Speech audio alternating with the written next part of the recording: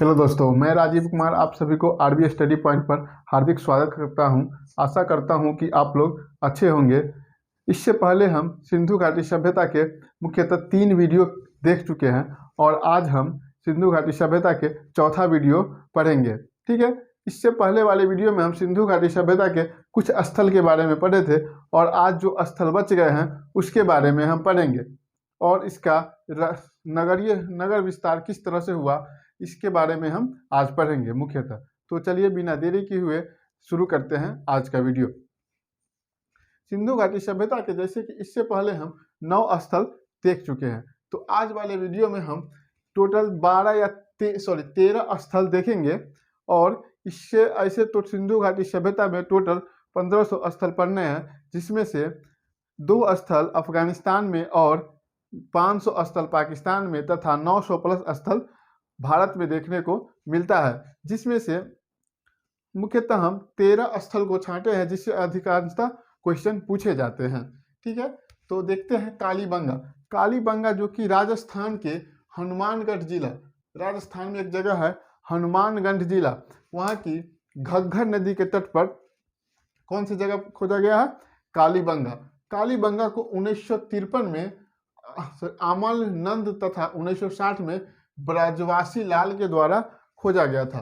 तो कालीबंगा को 1953 में अमल नंद तथा 1960 में ब्रजवासी लाल के द्वारा खोजा गया था। ठीक है, यहाँ से प्रमुख साक्ष्य चूड़ी का साक्ष्य मिलता है, अलंकृत ईंट का साक्ष्य मिलता है, जोता हुआ खेत का साक्ष्य मिलता है, कर्मकांड का भी साक्ष्य मिलता है और यज्ञ लकड़ी के नाली का साक्ष्य भी कालीबंगा से मिलता है। लकड़ी के नाली का साक्ष्य मात्र एक कालीबंगा से ही मिलता है, बाकी बात अधिक सभी जगह नाली जो बने होते हैं वो ईंटों का बना होता था।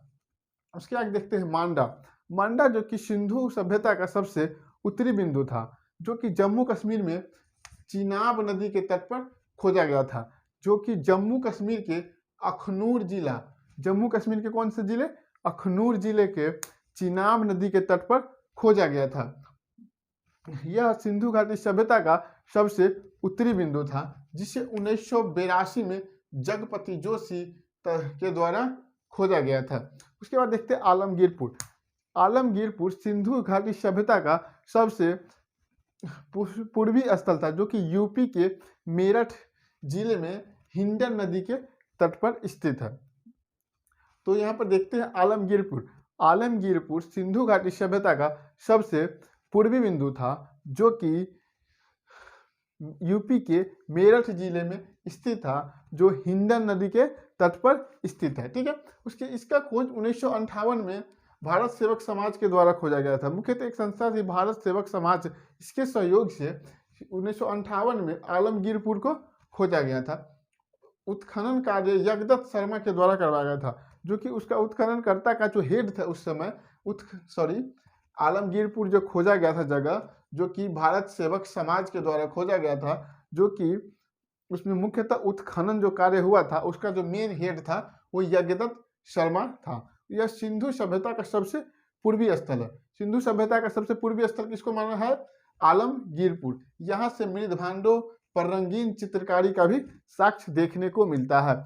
आलमगीरपुर से मृदभांडों पर, जो कि एक मिट्टी का बर्तन होता था, जो कि सिंधु घाटी सभ्यता में कहाँ से देखने को मिलता है, तो उस पर चित्र कहाँ से देखने को मिलता है, तो वो मिलता है आलमगीरपुर। उसके बाद देखते हैं दाइमाबाद। दाइमाबाद जो कि महाराष्ट्र में अहमदनगर जिला है। महाराष्ट्र में अहमदनगर जिला में परवरा नदी, जो कि गोदावरी की एक सहायक नदी है, उस पर खोजा गया था। लेकिन यहाँ पर एग्जाम में परवरा नदी न दे करके गोदावरी नदी ही दिया रहता है। अगर परवरा नदी और गोदावरी नदी दोनों दिया हो तो परवरा आंसर होगा, और केवल गोदावरी दिया हो तो गोदावरी आंसर होगा, क्योंकि यह दैमाबाद जो कि महाराष्ट्र के अहमदनगर जिला में है, वो परवरा नदी के तट पर है, जो कि गोदावरी की सहायक नदी है। ठीक है, उसके बाद देखते हैं कोटदीजी जो कि पाकिस्तान के सिंध प्रांत में सिंधु नदी के तट पर स्थित है। कोटदीजी जो कि पाकिस्तान के सिंध प्रांत में सिंधु नदी के तट पर स्थित है, जिसकी खोज 1953 में धुरिय तथा फजल 1935 में 2 व्यक्ति थे, धुर्य और फजल, तथा वही 1955 में अहमद खां के द्वारा उत्खनन कार्य करवाया गया था। यहाँ से कच्चे ईंटों के मकान का भी साक्ष्य मिलता है। यहाँ पर कच्चे ईंटों के मकान का भी साक्ष्य मिलता है। कहाँ से? कोटदीजी से। कोटदीजी जो कि पाकिस्तान के सिंध प्रांत में है, जो कि सिंधु नदी के तट पर स्थित है। ठीक, उस यहाँ से कच्चे ईंटों के मकान का साक्ष्य मिल रहा है। कहाँ से? कोटदीजी से। यहाँ पर ईंटों का जो अनुपात होता है, लंबाई चौड़ाई और ऊंचाई का अनुपात 4:1 होता था। ठीक है, वहां से एक बार फिर इस स्थल को पुनः देख लेते हैं। जैसे कालीबंगा राजस्थान के हनुमानगढ़ जिला में स्थित है।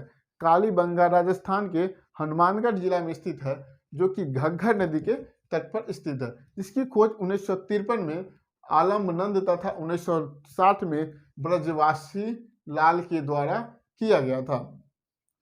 यहाँ पर कालीबंगा से प्रमुख साक्ष्य चूरी का साक्ष्य मिला है, अलंकृत ईंट का साक्ष्य मिला है, जोता हुआ खेत का साक्ष्य मिला है, कर्मकांड का साक्ष्य मिला है, लकड़ी के नाली का साक्ष्य मिला है। यहाँ पर एक बात ध्यान देने योग्य है कि लकड़ी के नाली का साक्ष्य केवल कालीबंगा से मिले हैं, बाकी बात सभी जगह के नाली ईंटों के बने होते और ऊपर से ढका होता था। ठीक है, उसके बाद देखते हैं मांडा जम्मू कश्मीर के अखनूर जिला में स्थित है, जो कि चिनाब नदी के तट पर है। इसकी खोज 1982 में जगपति जोशी के द्वारा किया गया था। यह सबसे उत्तरी बिंदु है। ठीक है, उसके बाद देखते हैं आलमगीरपुर यूपी के मेरठ जिले में हिंडन नदी के तट पर है। आलमगीरपुर यूपी के मेरठ जिले में हिंडन नदी के तट पर है, जिसकी खोज 1958 में भारत सेवक समाज के द्वारा करवाया गया था, जिसमें उत्खननकर्ता का हेड कौन था? उसमें यज्ञदत्त शर्मा, यानी यज्ञदत्त शर्मा के देख रेख में इसका खुदाई हुआ था आलमगीरपुर, जो कि यूपी में है, यानी सिंधु घाटी सभ्यता का सबसे पूर्वी स्थल है। यहाँ से मृदभांडों पर रंगीन चित्रकारी देखने को मिलता है। मृदभांड एक मिट्टी का बर्तन होता था, उस पर रंगीन चित्रकारी देखने को मिलता है। कहाँ से? आलमगीरपुर से। उसके बाद देखते हैं दैमाबाद महाराष्ट्र के अहमदनगर जिला में स्थित है, जो कि परवरा नदी यानी गोदावरी की सहायक नदी थी परवरा, उसके तट पर खोजा गया था। यह सिंधु सभ्यता का सबसे दक्षिणी बिंदु था। ठीक है, उसके बाद देखते कोटदीजी पाकिस्तान के सिंध प्रांत में सिंधु नदी के तट पर स्थित है। यहाँ से कच्चे ईंटों का प्रमाण मिलता है। ईंटों का लंबाई चौड़ाई और ऊंचाई का अनुपात 4:1 होता था। 1935 में से धुर्य और फजल खां तथा 1955 में अहमद खां के द्वारा खोजा गया था। उसके बाद देखते हैं आगे इस सिंधु घाटी सभ्यता में को हम नगर नियोजन को अलग बांट कर पढ़ेंगे। राजनीतिक जीवन के बारे में जो भी साक्ष्य है उसको अलग एक जगह देख के पढ़ेंगे। उसके बाद सामाजिक जीवन, धार्मिक जीवन, सभ्यता का किस तरह से पतन हुआ, धार्मिक प्रतीक चिन्ह जो कौन कौन था वो पढ़ेंगे। व्यापारिक, कृषि एवं आर्थिक जीवन के बारे में पढ़ेंगे। उसमें हड़प्पा लिपि, उस समय कैसा लिपि का प्रयोग होता था वो पढ़ेंगे। उसके बाद मृदभांड जो कि मिट्टी का बर्तन होता था उसके बारे में भी पढ़ेंगे। उसके बाद होता है प्रतिमा। यहाँ से मृदभांड यानी प्रतिमा, क्या क्या प्रतिमा मिले हैं साक्ष्य, उसके बारे में पढ़ेंगे। उसके बाद अंतिम संस्कार, यहाँ पर लाश को किस तरह से दफनाया जाता था या गाड़ा जाता था या किस तरह से मतलब किया जाता था, उसके बारे में हम आगे पढ़ेंगे। लेकिन यहाँ पर इस वीडियो में केवल हम नगर नियोजन के बारे में ही पढ़ेंगे। इस अगले आने वाले 2-3 वीडियो में इस सभी पार्टों के बारे में हम पढ़ेंगे। तो देखते हैं नगर नियोजन मुख्यतः शहर को 2 भागों में बांटा जा सकता था, जिससे निम्न वर्ग के लिए अलग शहर होता था और उच्च वर्ग के लिए अलग शहर होता था। शहर को 2 भागों में बांटा जा सकता था। पूर्वी नगर यानी उसी को निम्न वर्ग के लिए बनाया गया था, जिसे निचला शहर कहा जाता था, जिसमें संभवतः गरीब लोग रहा करते थे। पूर्वी नगर जो कि निचला शहर होता था, जिसमें मुख्यतः कौन लोग रहा करते थे? गरीब लोग। लेकिन वहीं पर देखते पश्चिमी नगर जो कि जिसे ऊपरी नगर भी कहा जाता था, इसमें संभवतः अमीर लोग रहा करते थे। उसके बाद देखते हैं इस सभ्यता का ईंट से घिरा होता था। इस सभ्यता को जो शहर होता था संभवतः ईंट के किले से घिरा होता था। ईंट की लंबाई, चौड़ाई और ऊंचाई का अनुपात 4:1 होता था। सड़क होती थी जो सीधी होती थी, एक दूसरे को समकोण पर काटते थे। मुख्य सड़क की चौड़ाई 10 मीटर, लेकिन वही गली वाली सड़क की चौड़ाई 4 से 5 मीटर होती थी। उसके घर के दरवाजा पीछे खुला करते थे।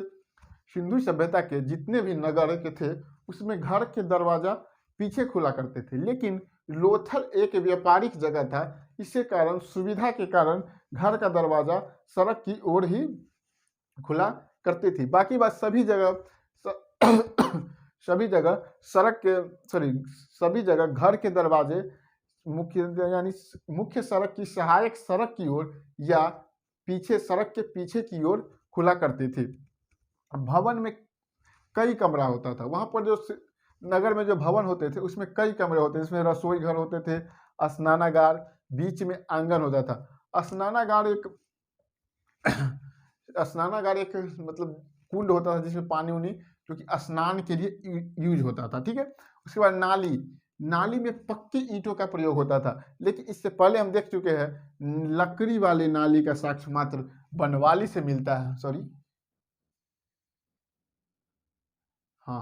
लकड़ी वाली नाली का साक्ष्य बनवाली से मिलता है। ठीक है, उसमें देखते हैं स्नानागार की जो लंबाई होती थी वो 11.8 मीटर, चौड़ाई इसकी होती थी ब्रेथ यानी 7.01 मीटर, और इसकी गहराई 2.4 थी यानी 2.43 मीटर गहरा होता था। ये स्नानागार का साक्ष्य मिलता है कहाँ से?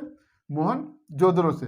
स्नानागार का फर्श मुख्यतः पक्की ईंटों का बना होता था। स्नानागार का जो फर्श होता था वो मुख्यतः पक्की ईंटों का बना होता है। स्नानागार का उपयोग सार्वजनिक रूप से धार्मिक कार्यों में होता था। स्नानागार का मुख्य उपयोग संभवतः धार्मिक कार्यों में होता था, यानी सार्वजनिक जो धार्मिक कार्य होते थे उसमें भाग लेने से पहले लोग स्नानागार में स्नान करके और उस धार्मिक कार्य में भाग लेते थे। उसके बाद जॉन मार्शल ने स्नानागार को विश्व का आश्चर्यजनक निर्माण कहा। उस समय ये इतना विशाल था कि इसके जॉन मार्शल ने इसे विश्व का आश्चर्यजनक निर्माण करार दिया था। उसके बाद जल पूजा का साक्ष्य मात्र एक स्नानागार से ही मिलता था, जो कि यहाँ से अनुमान लगाया जा सकता था कि जल का पूजा होता था। उसका मोहनजोदड़ो के प्रत्येक घर में कुआं का साक्ष्य भी मिलता है। मोहनजोदड़ो के प्रत्येक घर में कुआं का साक्ष्य मिलता है। घर का पानी नाली के माध्यम से मुख्य नाली में जाया करती थी। इससे यह अनुमान लगता है कि उस समय जो शहरी व्यवस्था थी वो कितना उत्तम और अच्छे थी। यहाँ फिर से एक बार देखते हैं, ऊपर से इसको एक बार देख लेते हैं। उसके बाद शहर 2 भागों में बटा होता था। शहर मुख्यतः सिंधु घाटी सभ्यता के शहर 2 भागों में बटा होता था। एक होता था निचली शहर यानी पूर्वी शहर जिसमें गरीब लोग रहा करते थे। एक होता था पश्चिमी शहर यानी उच्च शहर जिसमें संभवतः अमीर या व्यापारी वर्ग के लोग रहा करते थे। इस सभ्यता का शहर ईंटों से घिरा होता था। इस सभ्यता का शहर ईंटों से घिरा होता था, जिस ईंट का लंबाई, चौड़ाई और ऊंचाई का अनुपात 4:2:1 होता था। सड़क सीधी और समकोण होती थी। सिंधु घाटी सभ्यता की सड़क सीधी और समकोण होती थी, जो एक दूसरे को 90 डिग्री पर काटती थी। इसकी मुख्य सड़क की चौड़ाई 10 मीटर और गली वाली सड़क की चौड़ाई 4 से 5 मीटर होती थी। ठीक है, उसके बाद सड़क सीधी उसके भवन में कई कमरा होता था। भवन 2 मंजिला भी हुआ करती थी। रसोई घर, स्नानागार, बीच में आंगन का भी प्रमाण देखने को मिलता है। नाली पक्की ईंटों का बना होता था तथा ढका होता था। लकड़ी का नाली बनवाली से देखने को मिलता है। स्नानागार जो कि 11.88 मीटर लंबा तथा 7.01 मीटर चौड़ा और 2.43 मीटर गहरा होता था। स्नानागार के फर्श के जो फर्श बना होता था वो पक्की ईंट का बना होता था। स्नानागार का उपयोग सार्वजनिक पूजा पाठ स्थल यानी सार्वजनिक धार्मिक कार्यों में इसका उपयोग होता था। यानी सार्वजनिक धार्मिक कार्यों में लोग भाग लेने से पहले इस स्नानागार में स्नान करके और उस कार्य में भाग लेते थे। जॉन मार्शल ने स्नानागार को विश्व का आश्चर्यजनक निर्माण बताया था। जल पूजा का साक्ष्य भी स्नानागार से मिलता है। मोहनजोदड़ो के प्रत्येक घर में कुआं तथा बीच में आंगन भी हुआ करता था। घर का पानी नाली के माध्यम से मुख्य नाली में मिलती थी। तो मुख्यतः आज हम इस वीडियो में 4 स्थल के बारे में, 5 स्थल के बारे में देखे हैं और नगर नियोजन के बारे में देखे हैं।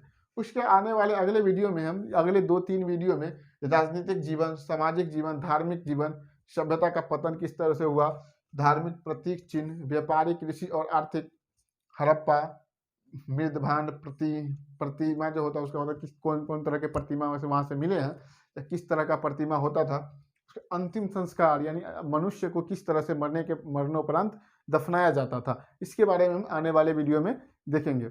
अगर आपको ये वीडियो अच्छा लगा हो तो इस वीडियो को आप लाइक, शेयर और सब्सक्राइब कर सकते हैं। धन्यवाद। जय हिंद।